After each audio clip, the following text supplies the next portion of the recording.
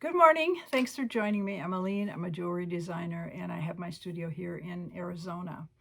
I'm going to share with you today about what do we do with all of that scrap silver.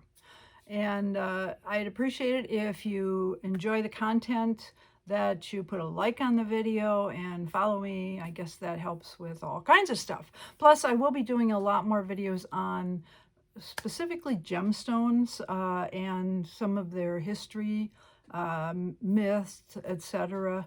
And then, of course, I do a lot of stuff in studio. So anyway, today, what about silver? Well, first of all, silver, as of yesterday, it was $90 an ounce. And when I first started doing jewelry, it was, I'm trying to remember, it seems like it was below $20. And then it would climb. Sometimes it went up as high as like 35 and then it went down. And I was trained early on to save every bit of silver. And because, you know, it's valuable, obviously, but also because there are ways we can use it. So anyway, now today more than ever, I'm wanting to save as much silver as possible from the scraps. Now, what do I mean by scraps? When I'm creating a piece like this piece, it's never going to be exactly what you want it to be, the shape-wise. So you're either going to be filing this down, or you might be sewing pieces. And so what's going to happen is you're going to have little pieces like this that you have to cut off. And these are all ones, of course, that I've saved, obviously. So it gives you an idea, you know, where it just, depending on the piece, sometimes I can cut it off with a scissors if it's a fine enough silver. But if it's a heavier silver, of course, you need to saw it.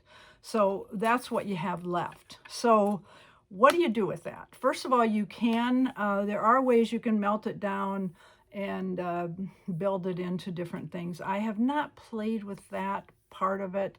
I have taken it to a refiner probably once a year and of course, you get cash back for whatever you turn in.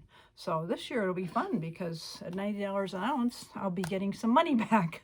But anyway, for the most part, here's what I do with it. I fuse it into a lot of the pieces that I'm working on. And in fact, this one I just showed you, and I'll show it to you a little closer so you can see. First, what I did, these are all scrap pieces along the side that you see. Those are all scrap pieces that what I did was, before I added any stone or any setting, I fused all of these pieces in there. And then once I had the design the way I wanted, then I added the stones. I really love, to me, it's a very rustic look and one-of-a-kind look. So that's the reason I do that. Now, the other thing about fusing things in like this is you're never quite sure what it's going to look like. So that's, again, the fun part of it. I like that. And that's part of what I call my Dare to Dream collection, because you start out with a dream and you're never quite sure what direction it's going to take, but hopefully it's taking a positive direction. Now, the other thing I want to show you are the silver scraps. Excuse me, the silver, I guess you could call it dust. These, again, when you're doing a lot of filing, this is what comes from it. I save all of it. This is a lot right here that I've had over probably a couple of years.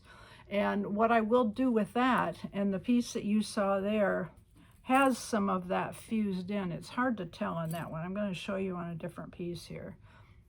This is a cuff that I did. Now this is in copper. And you can see these are all just pieces that I just fused back in there, and you're never quite sure. You put it on this shape, sometimes it ends up looking that shape. Sometimes it melts a little differently and takes its own little form. But that's what I like about it.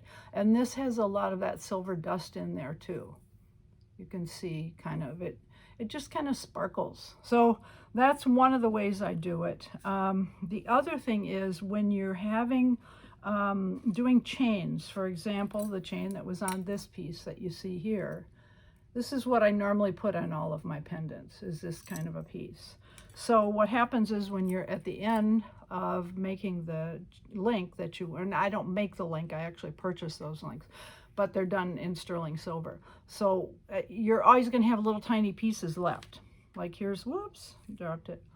There's a little tiny piece, which is great, except what am I going to do with that? So here's what I ended up doing with it. I just mounted these all together. This is actually done in turquoise. And then I took all these little pieces and added a stone in between each one. Now this could be a necklace by itself, as you see, or what I've also done is on this piece, I've actually made it as part of the design. Now this is another piece that I did the same way. I'm going to show this to you up close. Again, this is all fused in there. That's just one little piece of silver that I worked with. This is sterling silver. And then I just took any little component that I had and fused them right in there. So that gives you kind of an idea of what I do. Oh, and the other thing, if they're little tiny ones like this, sometimes that's the end of the, here, I can show you right here. At the very end of the design, sometimes as a pendant, this is what I'll put on the end. And sometimes I'll use those depending on the type of chain that I'm using. So that's kind of how I do it. Here's another piece I'm going to show you. Another one in moonstone. I do a lot of moonstone. I love it. But you can see how much detail there is, and every single time I do a piece like this, it's going to first of all, it's going to finish the way it finishes. Sometimes I'm not ever quite sure what it's going to be like, which that's the fun part.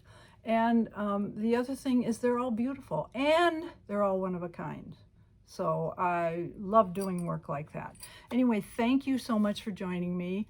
And again, like, follow. I will put another one of the videos that I've done recently up here so you'll be able to see it. Thank you very much. I appreciate it and have a terrific day.